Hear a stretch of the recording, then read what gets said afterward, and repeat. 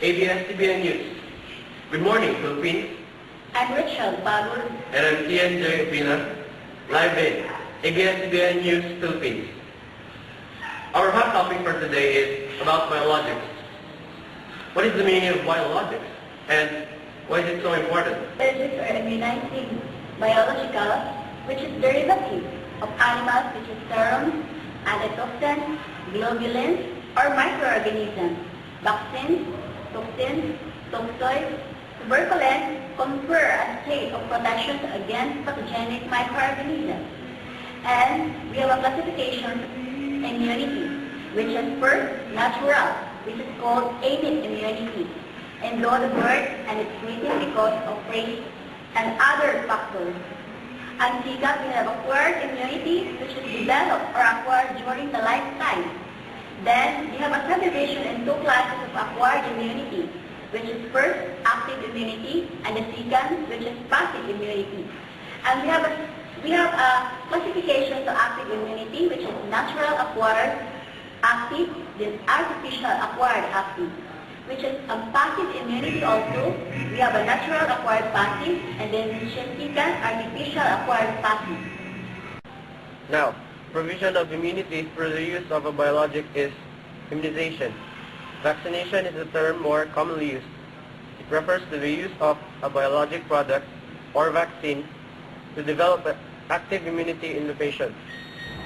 Here's an example of vaccine, a viral vaccine. Samples of viral vaccines are measles, Attenuvax, live attenuated rubella virus grown on avian or human cell tissue culture, German measles, Merovax, live in rubella virus grown on human diploid cell tissue culture, mumps or mumps vax, live mumps virus chicken embryo tissue, smallpox or vaccinia, not available commercially, live vaccinia cowpox virus skin on bovine cow, poliovirus TOPV, trivalent oral polio vaccine live, only under special conditions due to vaccine-associated paralytic polio Guillain-Barré syndrome. Now, examples of bacterial vaccines: typhoid or Salmonella typhi killed bacilli, cholera CDC source Vibrio cholera killed bacteria, plague CDC source Yersinia pestis killed bacilli, tuberculosis BCG vaccine BCG Mycobacterium tuberculosis, living culture of Bacillus cameat-guerin strain, pneumococcal polyvalent pneumovax 23 new immune 23, Streptococcus pneumoniae, capsular polysaccharide from serious type listed. Now, rickettsial vaccines. Examples of rickettsial vaccines are rickettsial vaccines can only be obtained from CDC. Typhus, rickettsia, Prowazeki, inactive chicken embryo origin. Rocky Mountain spotted fever. Anyway, we have a vaccine storage and handling. First, which is success against vaccine-preventable disease due in part to proper storage and handling. Then, second, storage and handling errors. And actually, in storage and handling errors, we have our reduced potency and effectiveness. Next, cost thousands of dollars in risk vaccine or revaccination. The next, loss of patient confidence. Then third, it is better to vaccinate than to administer a dose of vaccine that is. We have a topic about immunoglobulins, but according to our news reporter, Ms. Jolly Rose Abogado, about immune globulins live report. Globulins categorized are rabies immune globulin, tetanus immune globulin, hepatitis B immune globulin, human immune globulin, HO immune deglobulin, pertussis immune globulin. Toxins and toxoids. Toxins and toxoids. Toxins are bacterial waste products which are toxic to animals. Exotoxin means outside, endotoxin are inside. Toxoids, chemically treated toxins to reduce or eliminate toxicity and keep antigenic properties. Fluid toxoids are formaldehyde precipitate of toxins. Adsorbed toxoids are aluminum precipitate slower release. Antitoxins, antivenins, and antiserums. Antitoxins are prepared from the blood of animals, usually horses who have been immunized with toxins. These products are sterile solutions containing globulins with specific antitoxin from antibodies. Antivenins. Antivenins are prepared from the blood of animals, usually horses who have been immunized with venoms. First is Crotalide antivenin, next from American rattlesnake. Second is Microrus pelvis antivenin from North American rattlesnake. Third is Black Widow Spider-Man antivenin or Laptrodectus mastans. Antiserums or anti-rabies serum. Thank you, Jolie Rosa Abogado, about your report about immune globulin. Actually, we have a live report about biologics from Makanhan, Cagayan de Oro City, ABS-CBN News Live in Philippines.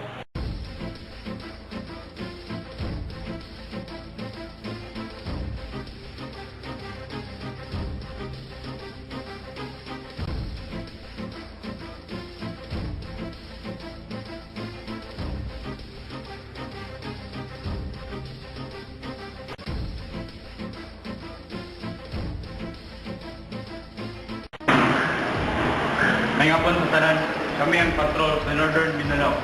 Dapig sa kamaturan, dapig sa katawan. Ako, si Chipago. Ug ako si Ian Opina. Mga estudyante sa pharmacy, Catholic University, voluntary nag-interview sa kalan sa mga pagservisyo, kalambitan sa programang Bakunda. Diyan sa Makanhan Health Center, live patrol ni Rosa Abogado, gikan sa Makanhan.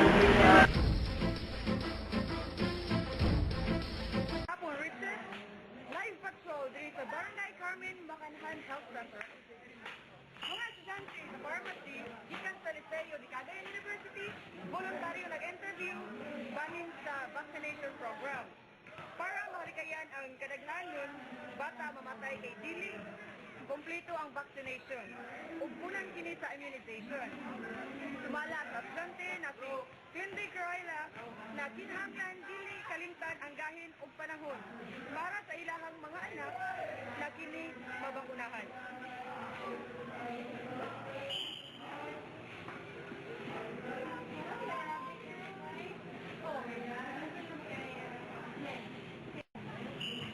Motibo rason sa inyong voluntaryong interview diri sa Makanhan.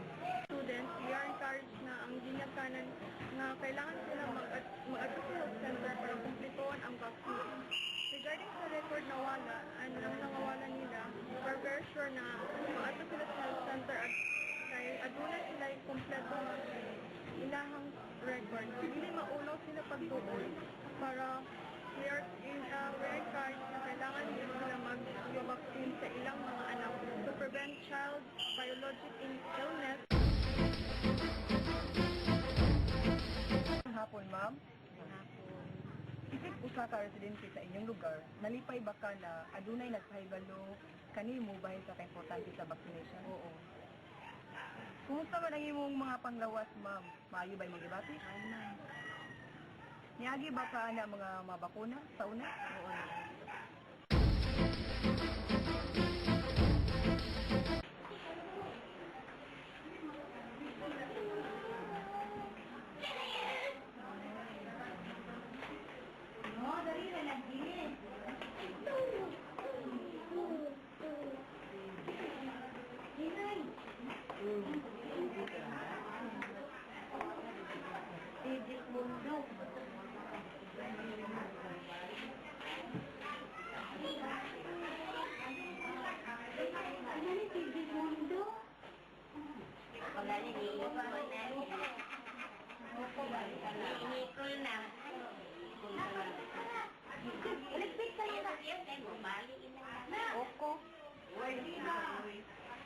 Sorry, dito ba? Lingkod dito, lingkod. Lipstick ka lang ka, mukalit ng laban nagsira.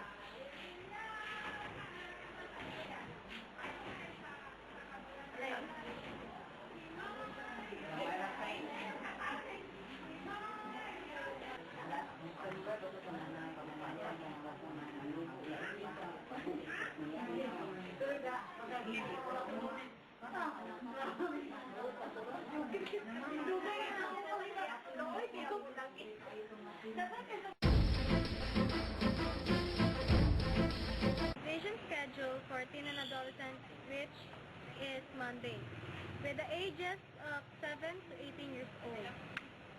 They should have a complete vaccine of tetanus, diphtheria, pertussis, human for Tuesday's schedule, child which is 0 to 6 years, 8 a.m. to 5 p.m. They should have a complete vaccine of hepatitis B, rotavirus, diphtheria, tetanus, pertussis, Haemophilus influenza type B, pneumococcal, inactivated poliovirus, influenza, measles, mumps, rubella, varicella, hepatitis A, and meningococcal. For the Wednesday schedule, we will have a catch-up which 4 months to 18 years old. They should have a complete vaccine of hepatitis B, rotavirus, diphtheria, tetanus, pertussis, Haemophilus influenza type B, pneumococcal, inactivated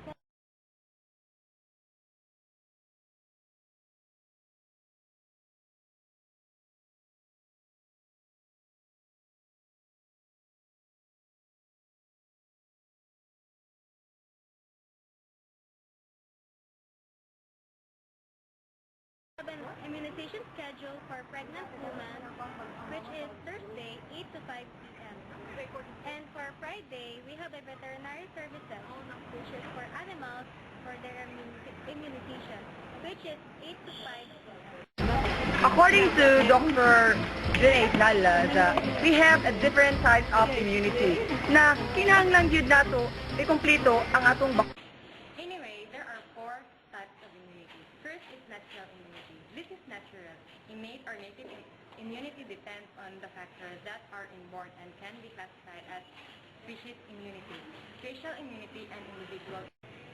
Second, species immunity. In general, cold-blooded animals are not susceptible to diseases common to warm-blooded animals. Humans are not susceptible to certain diseases of lower animals, such as chicken cholera. However, a number of infections that occur primarily in animals can be transmitted to humans. Third, racial immunity.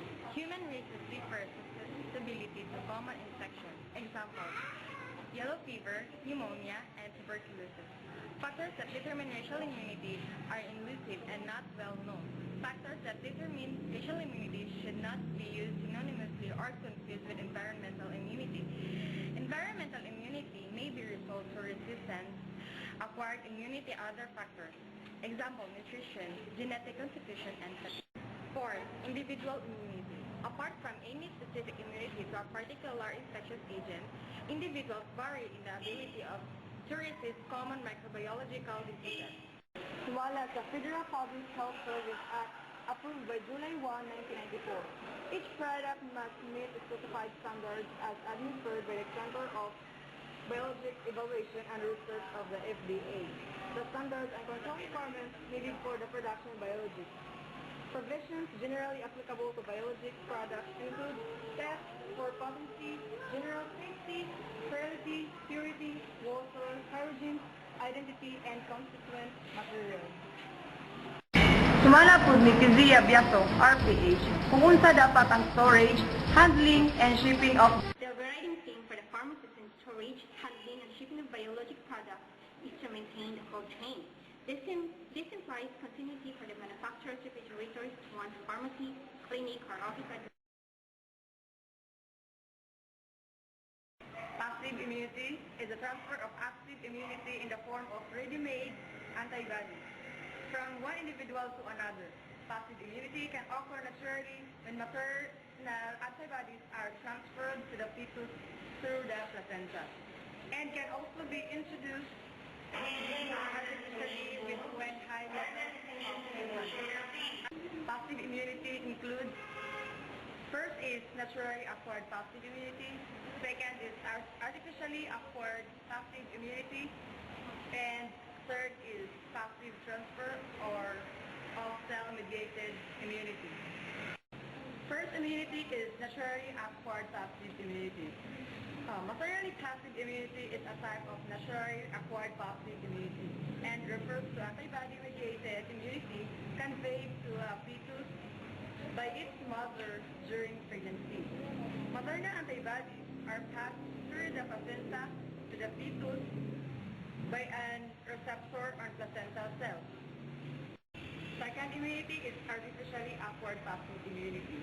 Artificially acquired passive immunity is a short-term immunization achieved by the transfer of antibodies, which can be administered in a several forms, as human or animal, or serum, as full human immunoglobulin or intravenous, or IV, IG, or intramuscular or IG, used as high titer human,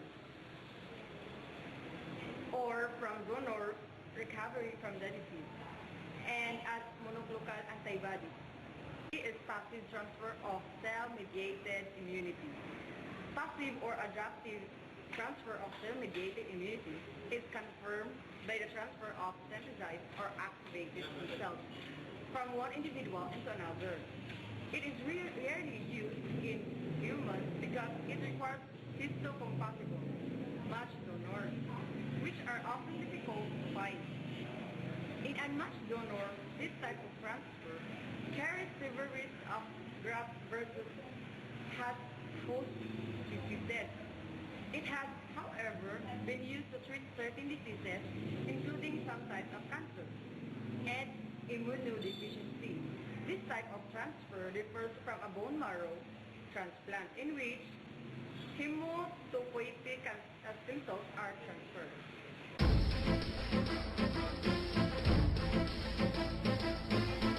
FDA-approved product for passive immunization and immune therapy.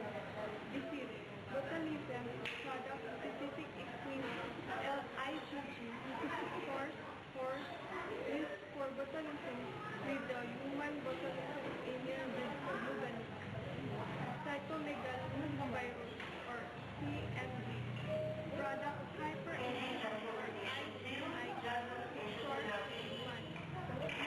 Uses for bacillus lysis, used most of the transplantation. Diphtheria is diphtheria, IgG, source, treatment of diphtheria infection, hepatitis B, hepatitis B, IG, source, human, exposed for prophylaxis, prevention, and high-risk infants. ITP, Kawasaki disease, IgG deficiency, full human IgG, source, human serum, used for treatment and ITP and Kawasaki disease, prevention or treatment, Bactella, chickenpox, varicella, zoster, IG, source, human, full exposure, prophylaxis, age.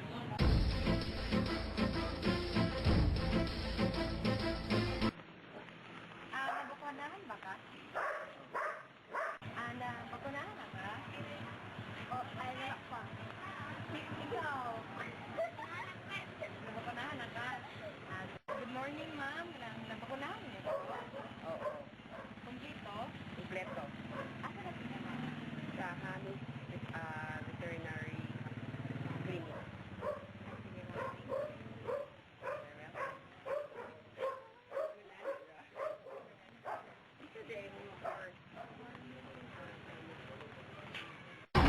Kung kamo adunay anak na kinahanglan og bakuna, dulang kamo sa inyong pinakaduol na health center. Ako si Julie Rosa Bugado, live patrol sa Barangay Carmen, Makanhan, Cagayan de Oro City. Salamat Julio sa Bugado, mao katong live patrol gikan sa Bacnan Health Center, Cagayan de Oro City, ug ako si Richard Pago. Ug ako si Kian Ubina. Dapig sa kamuturan, dapig sa katawhan. Mayong gabi, the light of Dios.